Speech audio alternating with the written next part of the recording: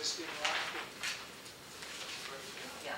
Well, we should point out that there wasn't a plan commission report, but we should point out that at the last plan commission meeting, the subject of this plat of amendment was on the agenda. It was reviewed by the plan commission. I think it was at the last meeting that we did that. And the plan commission voted to recommend to the board that it approve the plat of amendment. That was without knowledge that the property was being listed. Is this, Okay, it's up to the board as to what they want to do. Pat, is this a resub, a plan amendment? What does that mean? This was a three-lot subdivision back in 2005, and as part of the subdivision, they granted a series of easements. And what they want to do now is amend the plat to abrogate the easements, a portion of the easements that are on Lot 1, and amend the wetland buffer. In consultation with myself and Bruce, we directed them that this was the way to make sure that when somebody orders plat of subdivision, if there's an amendment, that they also get that amendment, so that it's chain together on this, that it doesn't get lost. Bruce, what's your recommendation?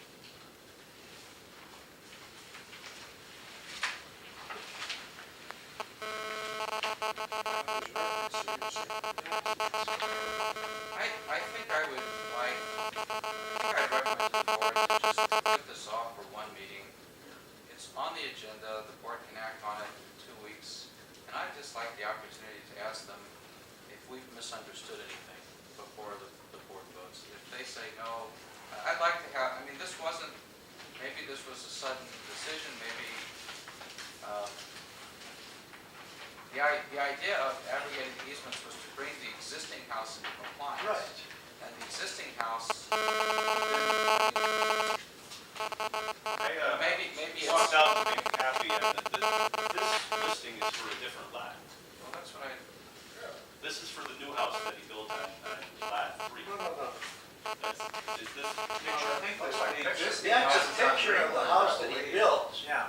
Oh, that he's proposing then to build something He said similar. something similar to that on this lot. That's the address of lot 1 on Arrowwood. New Sherry proposed hands me a construction. I got it circled, it says new proposed construction.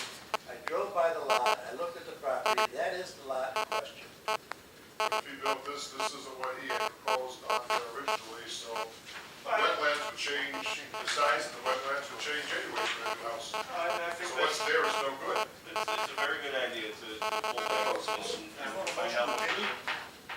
Bruce, the minutes indicate a new house is no longer going to be built. That was what the plan commission voted upon, was Bruce That's right. saying. So I think the plan commission was misinformed too, as were we Everybody's all. business for it. Yeah, as were we all. I don't know if this was a sudden change of heart or if the lender said to him, let's try this as well. That's why I think just put it off for a couple weeks so we can ask them to explain. It's an excellent idea. This is what I heard.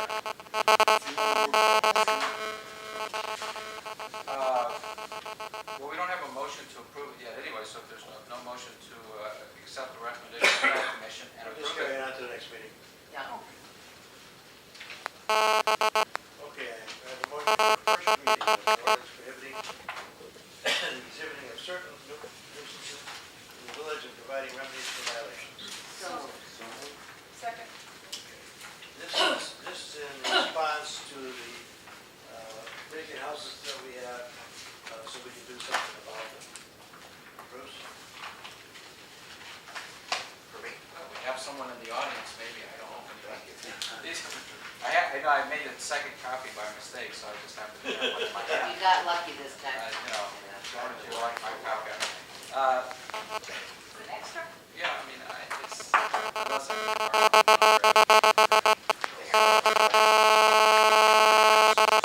most village codes have a laundry list of nuisances.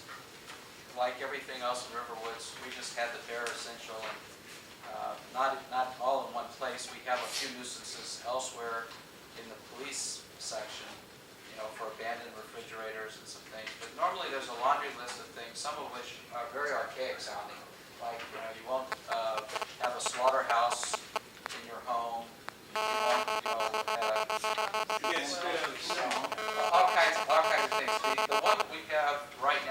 existing code is one that says you won't allow sewage to go, spill out into your yard or have improperly functioning septic systems or something like that.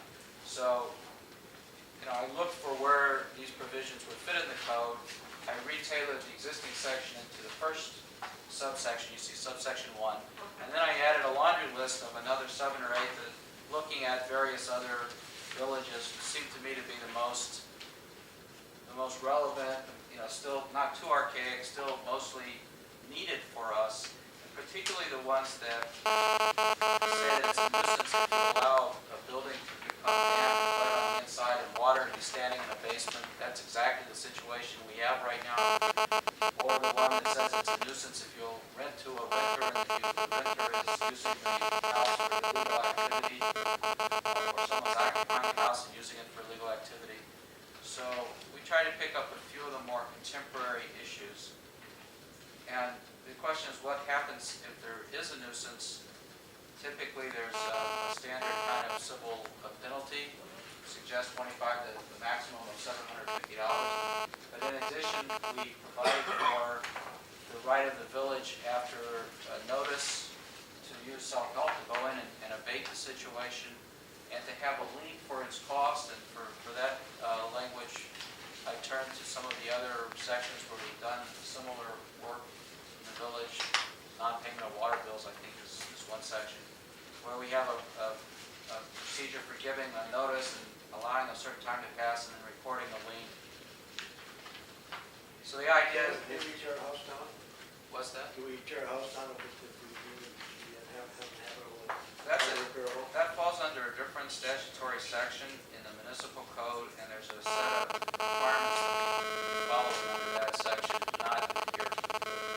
So this doesn't stop us from doing it, but it's not what we would rely on. We already have language in the municipal code. The state law has provided. Okay. Very difficult for you to say. The only thing I'm missing in your laundry list of junk is undrivable and unlicensed vehicles. Well, We have a problem with that. funny enough, Chief Dano said the same thing to me, and this is where I found that we had a couple of nuisances scattered elsewhere in the code.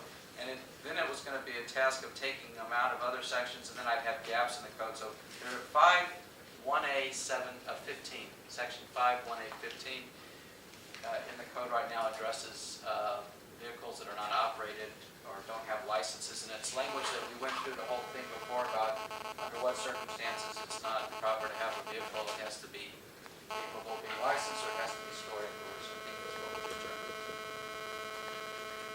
So, yes. Under paragraph 421, the first paragraph, there's verbiage here about connecting any kind of water closet, toilet, or privy to the village sewage system. Now, I'm not real familiar with the current statutes on septic fields, but is this an abrupt change?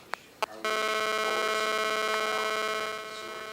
This is the existing language. It is I did not change this. This is Did you, in number 2, is it language you work with? Because it occurred to me that perhaps several of my neighbors are in maximum. The way it's written, and I'm sorry because I didn't have enough time to think about a better way to say it. Well, it's only first reading, so we. I understand. But I think the issue comes where they have some lovely native plantings in an area, kind of on the perimeter of a section, but then inside that are all those nasty invasives